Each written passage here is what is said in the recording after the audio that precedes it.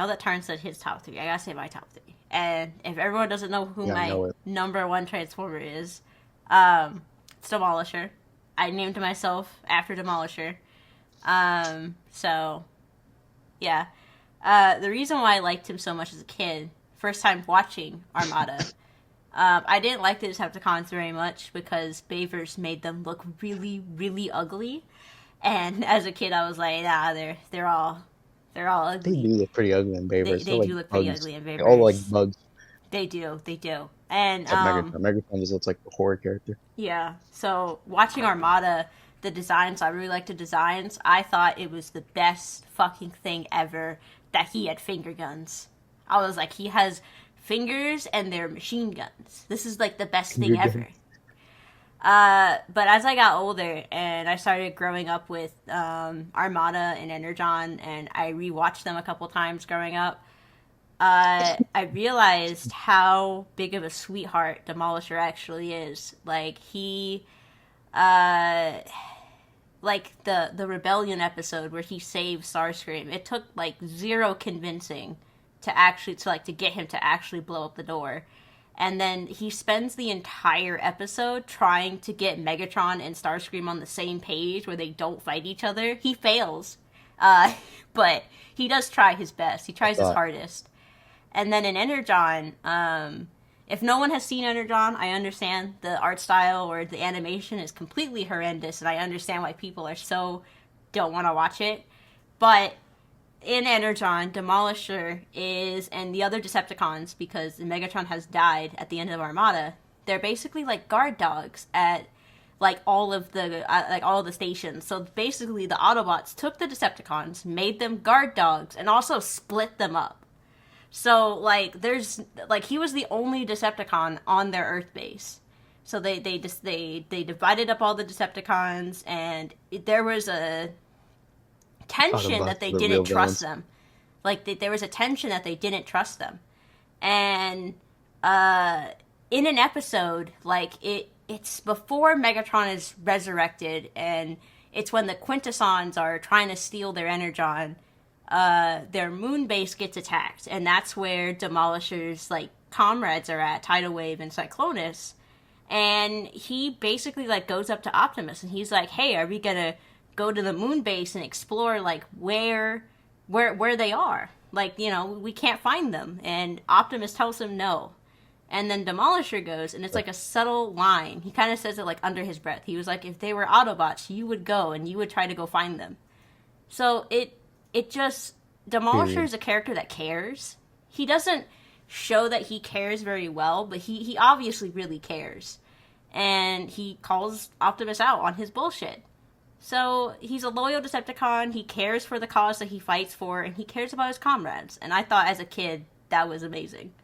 Like, Demolisher is a really well-written character until he becomes a dump truck, and then, I don't care about his character anymore. Oh my But god. yeah, other than Demolisher was one of my favorite characters. He has my favorite design of all time. There's something Bring it about to the a long haul. giant, chunky tank that has finger guns and these big shoulder cannons, and I love it. I love it. I still love it. So it amazes me that we haven't gotten a modern toy from Hasbro of this design, because it's a good design. Please give me more of this design. So, yeah, I love Demolisher a lot, and I will go on and on about him. But my second favorite is Sunstreaker. It's really funny that our number twos are actually twins. So I loved Sunstreaker as a kid because Sunstreaker, I Sunstreaker, I didn't really like him in G1. Not because he wasn't, present in G1. He just didn't really do anything in G1. The time that I actually really liked him was in IDW. IDW gave us a Sunstreaker that, again, was a morally gray Autobot. He was tortured by humans. He basically became a headmaster by force.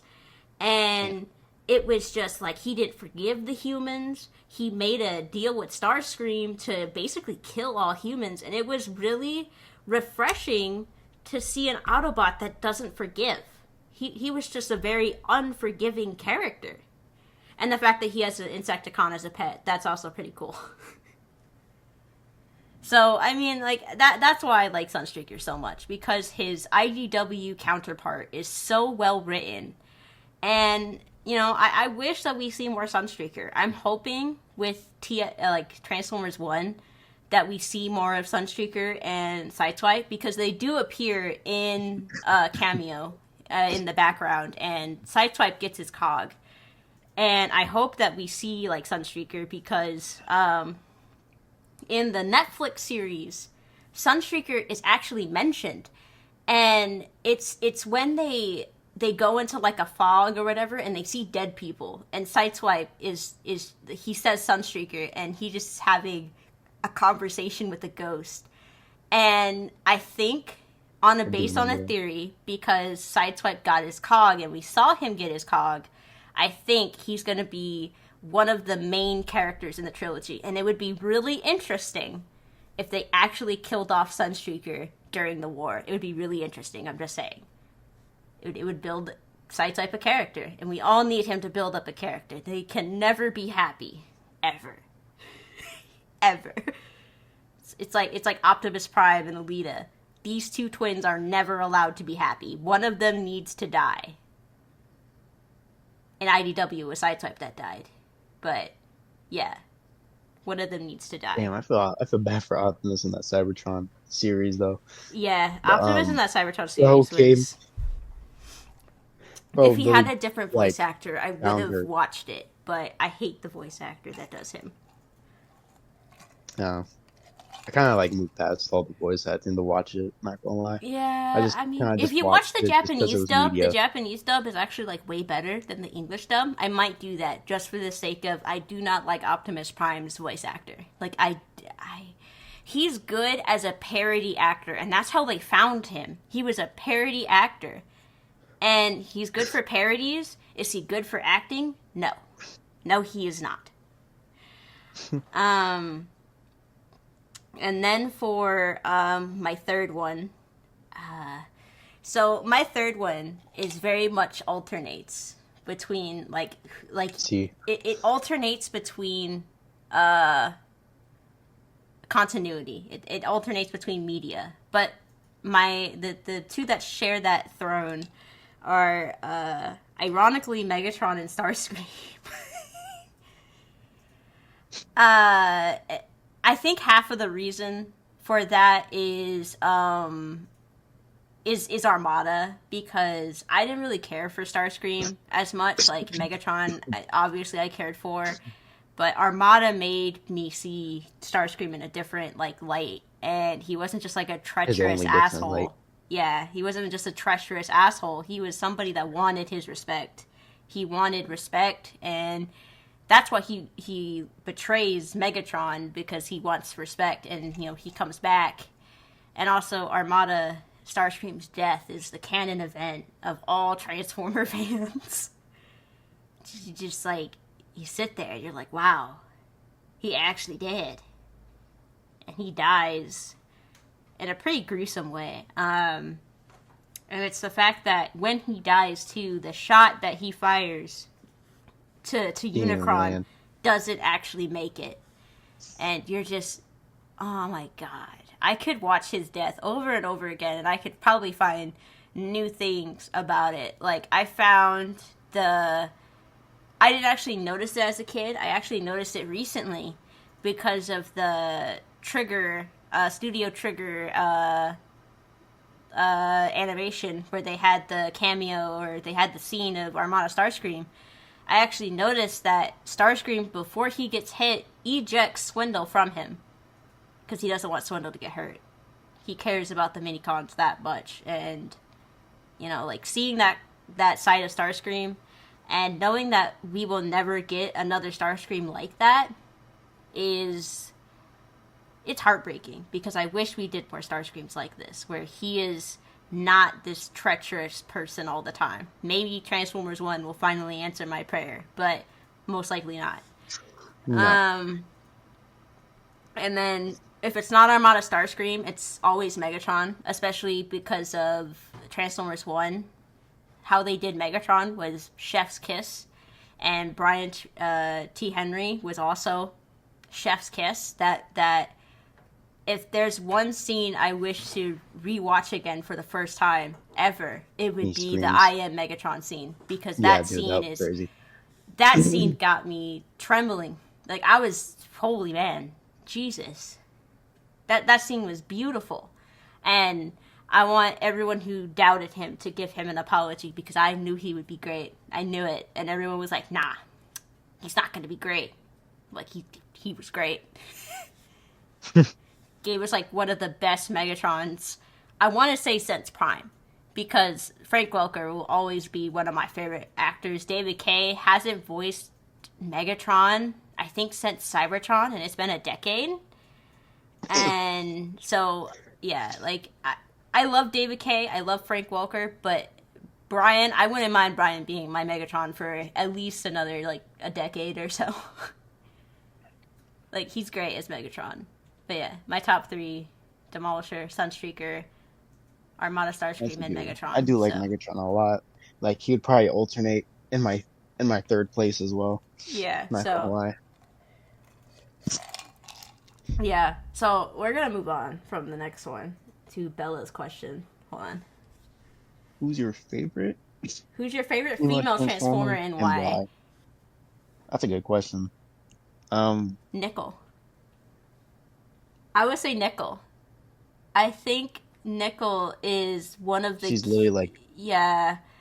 It was the fact that she was so small, and like the DJD is this big group of like really like they're she runs all of them. humongous like transformers. Like there's Helix, there's Tetris, and she like they get done with the mission and she like immediately starts scolding them and all this, and you know, like it was just like she was in her environment and it was badass. Like she was not afraid of them. She probably witnessed them do several murders, but she was not afraid of them, and I loved it. I loved it. She was a She was like mom. a mother Yeah, she figure was a mother. I for loved everybody. it.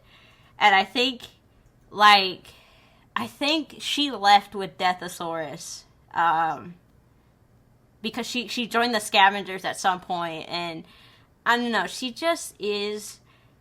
I think she became a Decepticon too because something about her colony, and she became a Decepticon, and you know, like, this proves that not all Decepticons that wear the badge truly really know why they're wearing the badge. I can't remember, like, what the details of why she became a Decepticon, but she became a Decepticon, and she's probably one of the sweetest and most motherly Transformers in IDW.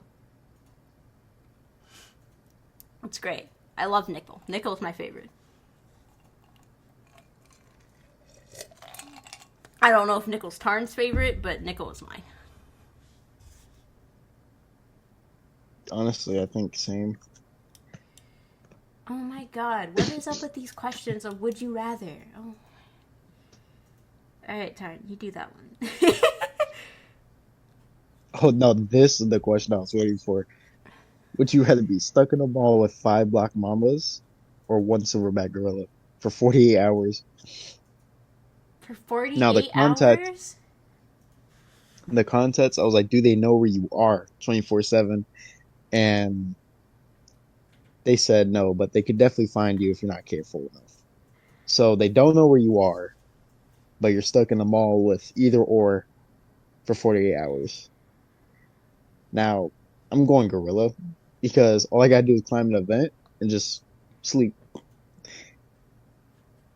And then if I need to go out for anything, like for food, obviously, I mean, it's gonna be quiet. It's a mall, and he's a gorilla. I don't think, I don't think he would find me.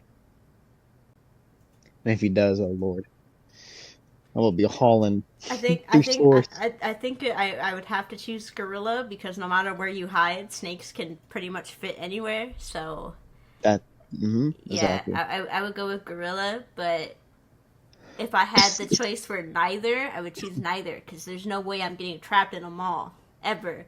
I refuse to go to any place when it's closing, so I would not be trapped in a mall ever.